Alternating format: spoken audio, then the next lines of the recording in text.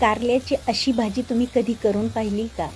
अगदी घरामध्ये कारलं हा प्रकारच अगदी आवडत नाही किंवा नको असं म्हणणारे सुद्धा ही कारल्याची भाजी पाहून किंवा थोडीशी खाऊन पुन्हा पुन्हा मागतील अशी ही कारल्याची भाजी आपली तयार होते. चला तर मग ही भाजी कशी करायची ती पाहूयात. नमस्कार, मी रेश्माज रेसिपीमध्ये आपलं खूप खूप खूप स्वागत. तर आज आपण करणार आहोत कारल्याची चमचमीत झणझणीत अशी रसरशीत अशी भाजी. तर बघा, अगदी ताजे हिरवेगार मी कारले 1/2 किलो आणलेले आहेत. त्याचे आता छोटे छोटे आपल्याला काप करून घ्यायचे. तर बघा, असे छोटे छोटे काप करून अगदी त्यातल्या बिया बाहेर काढायच्यात. निब्बर जर असतील तर बिया काढून घ्यायच्यात आणि कोवळ्या असतील तर ठेवल्या तरी चालतील. त्याचे आता पातळ पातळ काप करून घ्यायचे. तर बघा, आता सगळ्या कारल्यांचे मी बारीक पातळ असे काप करून घेतलेले आहेत. आता त्यामध्ये आपल्याला टाकायची हळद,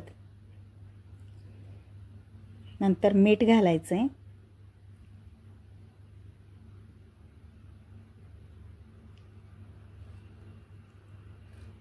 आणि लिंबू पिळायचे. तर लिंबामधली बी काढून घ्यायची, कारण लिंबाची बी जर त्यामध्ये गेली तर भाजीतही जाईल. तर आता हे सगळं एकत्र करून घ्यायचं आहे आणि 7 ते 8 तासासाठी आपल्याला बाजूला ठेवून द्यायचं. तर आता ही भाजी मी उद्या सकाळी करणार आहे, म्हणून मी रात्रीच हळद मीठ लावून ठेवलं आहे फोडींना. तर बघा, आता सकाळी तुम्ही बघू शकता ह्या फोडी अगदी मऊ झालेल्या आहेत आणि बघा त्याला पाणी पण सुटलेलं आहे. आता आपण असंच दोन्ही हाताने चांगलं दाबून पिळून घ्यायचं आहे, म्हणजे त्यातलं पूर्ण पाणी निघून जातं, कडवट पाणी निघतं आणि या फोडी कडवट थोड्याशा कमी होतात. तर आता सगळं आपण पिळून घेऊयात. असं केल्यामुळे भाजी कडू होत नाही.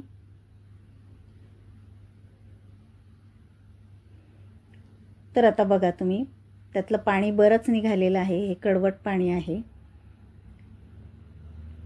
आता हे आपण टाकून द्यायचं. तर आता मी गॅसवरती कढई ठेवली, त्यात 2 चमचे तेल घालते. आता त्यामध्ये आपल्याला हे कारले फ्राय करून घ्यायचे. अगदी 2 ते 3 मिनिटच कारले हे फ्राय करायचे, जास्त वेळ करायचं नाही, कारण मग नंतर फोडी वातड होतात, खाताना आपल्याला चावायला वातड लागतं. त्यामुळे अगदी 2 ते 3 मिनिटच फ्राय करायचे मंद गॅसवरती.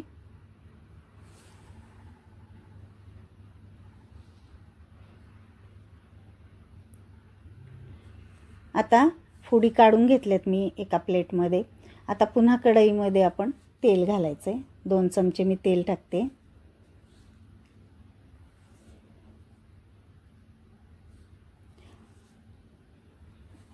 आता तेल तापलं की त्यामध्ये मोहरी, जिरे घालायचे.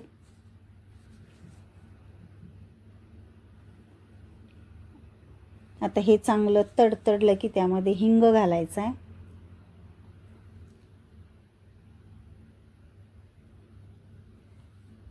आणि आता आपल्याला त्यामध्ये कांदा घालायचा आहे. तर मी मध्यम आकाराचे 2 कांदे कापलेले आहेत बारीक. तर कांदा आपल्याला त्यामध्ये तेलात फ्राय करायचा आहे. आता गुलाबी रंग येऊ द्यायचा आहे कांद्याला, तोपर्यंत मंद गॅसवरती परतून घ्यायचं आहे. तर बघा, गुलाबी रंग आला आहे कांद्याला.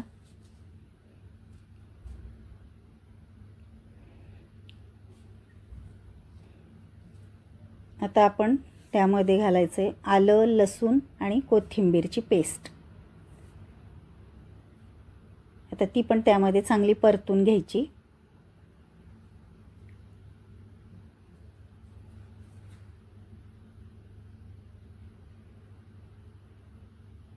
आता चांगली परतली गेलेली आहे.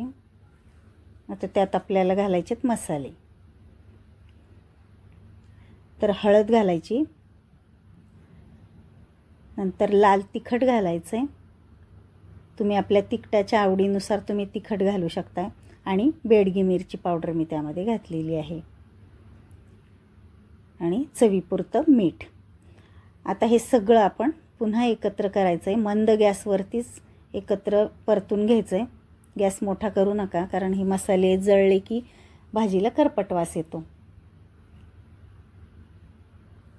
आता हे चांगलं परतलं की त्यामध्ये आपण आता कारल्याच्या फोडी घालायच्यात.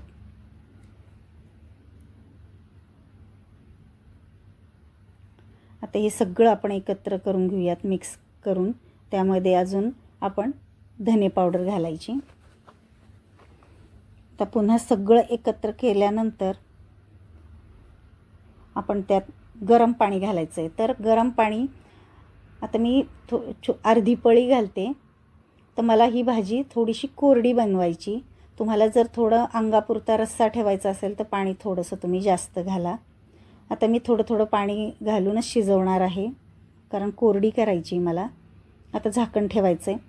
थोडं थोडं पाणी घालून त्यामध्ये शिजवून घ्यायचं आहे. तर आता बघू शकताय तुम्ही, पुन्हा 2-1 मिनिटांनी पुन्हा झाकण काढून मी बघते आहे. तर पाणी पूर्ण आटलेलं आहे, पण अजून थोडंसं कारलं कच्चं आहे. पण हे कारलं जास्त शिजूसुद्धा देऊ नका, कारण गाळ जर झालं तर चांगलं लागत नाही. तर पुन्हा थोडंसं पाणी घालून मी पुन्हा झाकण ठेवून शिजवून घेणार आहे. तर तुम्हाला थोडा अंगापुरता जर रस्सा ठेवायचा असेल तर पाणी थोडंसं जास्त घालून तुम्ही हे कारले शिजवून घ्या. तर पुन्हा झाकण ठेवते. आता पुन्हा 2-1 मिनिटांनी बघते. तर पाणी बघा आता थोडंसं आटलेलं आहे आणि कारलं पण आता चांगलं शिजलेलं आहे. तर मला अशाच पद्धतीची भाजी हवी आहे, म्हणून मी पाणी थोडंसं कमी टाकलं.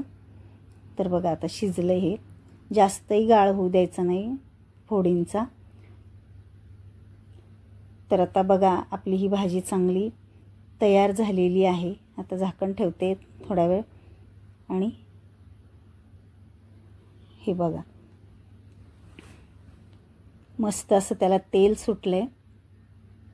तर मी आता 1 ते 2 वेळा अजून पुन्हा पाणी टाकलं होतं, थोडंसं ओलसर भाजी राहण्यासाठी. तर मस्त असं आता आपलं कारलं तयार झालेलं आहे.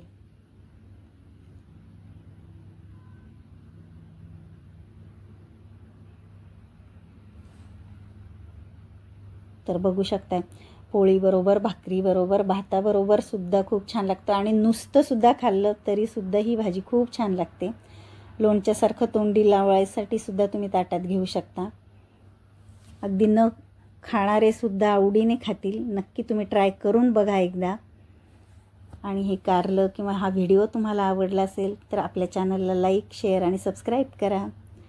म्हणजेच तुम्हाला सबस्क्राईब केल्यानंतर माझ्या व्हिडिओचे तुम्हाला नोटिफिकेशन येईल आणि व्हिडिओ तुम्हाला बघायला मिळतील. तर चला तर मग भेटूयात अशाच छान छान व्हिडिओमध्ये. तोपर्यंत बाय बाय, टेक केअर.